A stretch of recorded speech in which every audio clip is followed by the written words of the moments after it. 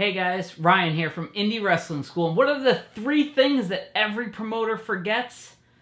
Coming up next.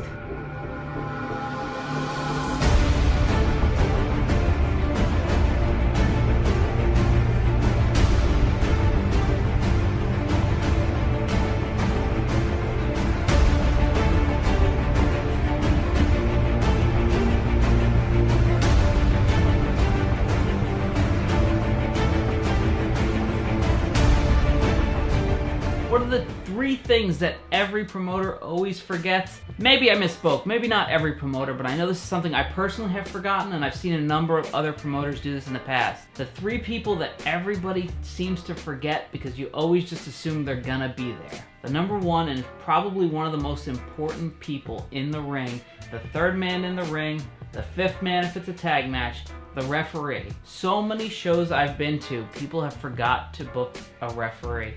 I'm guilty of it as well. It's just one of those things that you just assume you're gonna have. Now look, can a good referee make a great match even better? I don't really think so. But can a bad referee make a great match worse? 100% yes. One of the first things I learned, actually from John Finnegan and Mike Keener, was if you're noticing the ref, something is wrong. And I think that's important to remember. I think a lot of times when guys become refs or are used in that capacity, they still want to be the star. I mean, we all have that mentality of we want the attention on us, right? But the referee needs to kind of blend in. So the best referee is the one you don't notice. The next person is much in the same vein. It's basically your host for the night, is your ring announcer. If you've gone out to shows and you've seen that ring announcer just look like he doesn't want to be there, I mean, that makes the crowd not want to be there. If you don't have a ring announcer who's out there psyching everybody up and getting the crowd to interact right out of the gate, I think you're fighting an uphill battle that you shouldn't really have to fight. A lot of times we forget as promoters.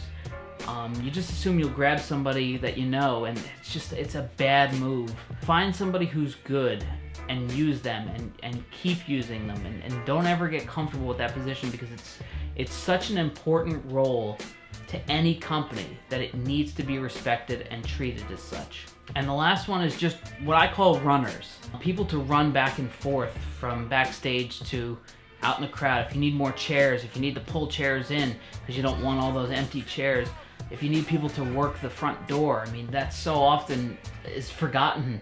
You'll see the promoter at so many of these shows working the front door, and then he's running back and forth, and you got people walking into the door because the promoter's not at the front door. You got to deal with stuff in the back. So that's another role that's just as important. Look, that's where you're collecting your money. That's where you're making your money. There's people trying to buy tickets, and if they can't buy tickets, they're going to either go home or they're going to walk in, and you're not going to make any money. So those are 3 roles that I think every promoter tends to forget about or doesn't treat with as much respect as it deserves. And I'm guilty of that myself. I know I've done that in the past, and I've learned from that. If you like this video, beat the shit out of the like button or subscribe below. We put out videos every single day. Thanks for joining us here on Indy Wrestling School. We'll see you next time.